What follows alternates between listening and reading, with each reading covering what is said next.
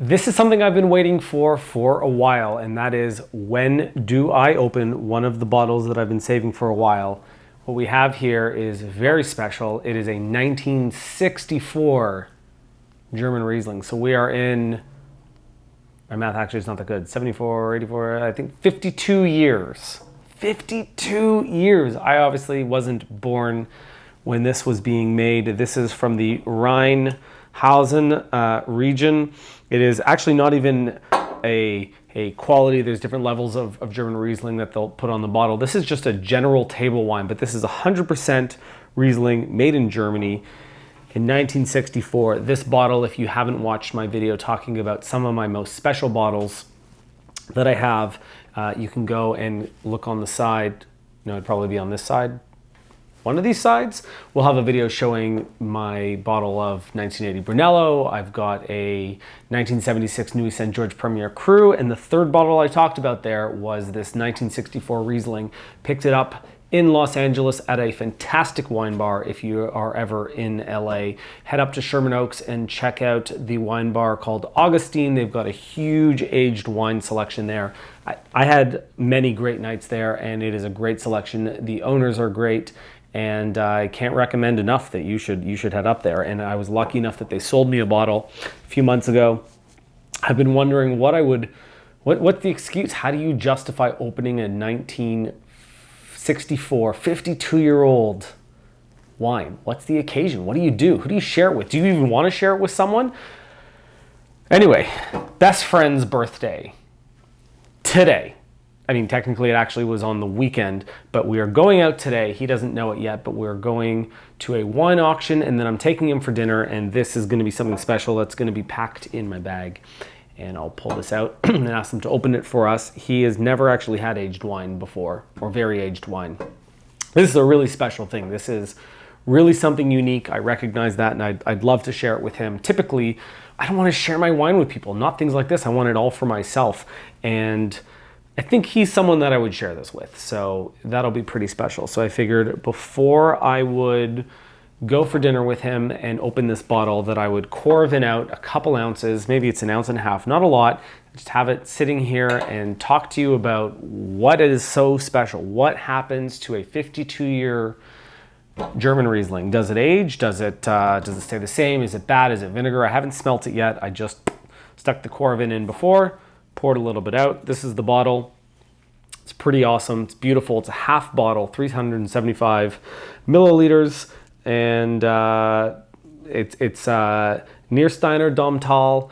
And I don't know a lot about this wine. There's not a lot of information online, but it is as I said before, a Rhine table wine. The color is really, really beautiful. I don't know how well you can see that, but we are in dark, deep gold kind of territory here, and it has a little bit of a thickness thing going on here. It's not quite as thin as a regular Riesling, and the color, it's really beautiful to look at. It almost looks like something that might have seen either a fair amount of oak, but there's actually a little bit of orange going on in here, and the orange is from that age. It's from 52 years of hanging around in this bottle.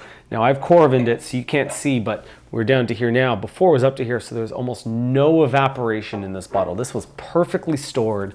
You can't ask for something better, and let's give this a swirl. I can't stop looking at it. It's so beautiful. I've had this in a wine fridge, so it's a little colder than room temperature. It's served slightly cold. Let's see what we've got going on the nose. Hopefully it's not vinegar. Wow, this is really beautiful.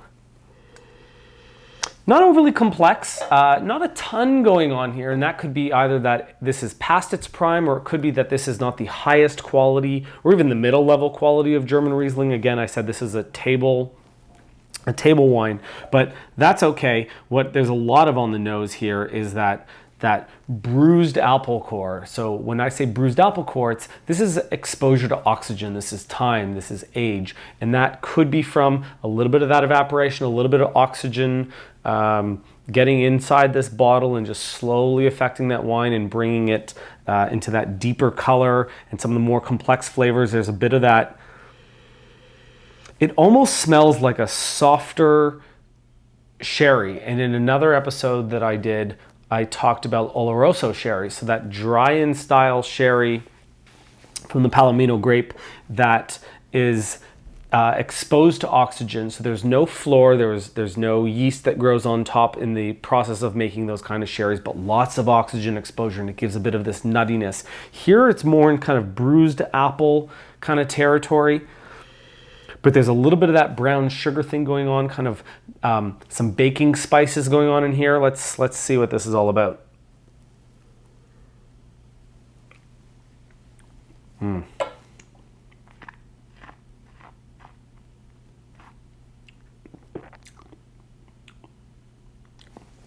So dry in style, this is not a sweet Riesling. There's no residual sugar here. There's still a decent amount of acid. I'm still getting some of that salivation. The thing with Riesling in particular, it's one of the grapes that has so much acidity. When you're in these cool climates, there's such good acidity that's one of the things that's going to help those wines age over time. It's going to hold up. It gives the wine some structure that over 52 years, that acidity will hold the wine together, prevent it from turning into vinegar. This is pretty much as good as you could expect. I think a 52. Wow, lots of salivation. A 52-year aged wine to be. It's actually less acidic than I thought it was going to be. It repeats a lot of those flavors. There's a lot of these baking spices, brown sugar kind of going on the nose. Maybe there's a bit of, let's see again.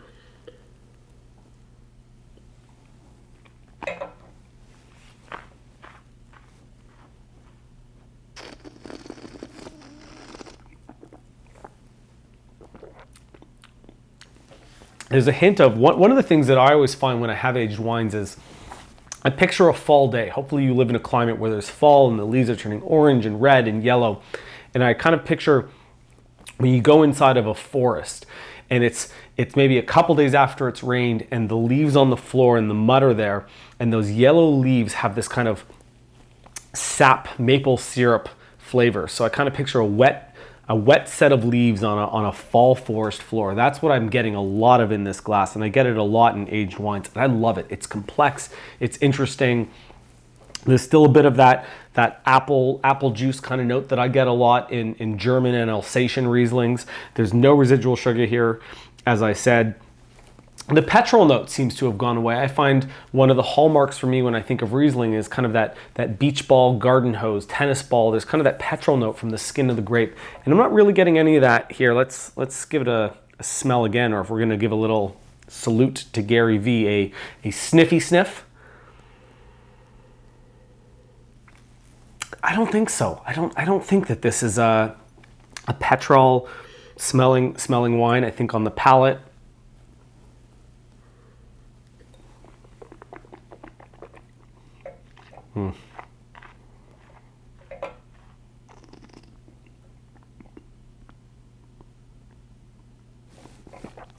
actually, on the back end, there's a little bit of that petrol that's still lingering around, and it's being held together a lot though in the front part of that. The attack and what lingers all the way through the mouth here is that bruised apple core, apple juice, but dry, no sugar in that apple juice, and lots of that maple syrup sap aromas. It's more aroma than something on the palate, but it lingers in the mouth. And this is super tasty. This is delicious. There's good acid here. I can't wait to share this with my best friend. Hopefully he'll like it. I think he will. I think this is a pretty cool thing. And I'm glad that I was able to share some of these thoughts with you. Why don't you tell me, what is the oldest bottle? Another Gary, here, let's do another Gary V salute. Question of the day. What is the oldest bottle of wine you have ever tasted or that you are holding, and when did you drink it, or are you planning to drink it? Put it in the comments below, share it, and thanks for watching.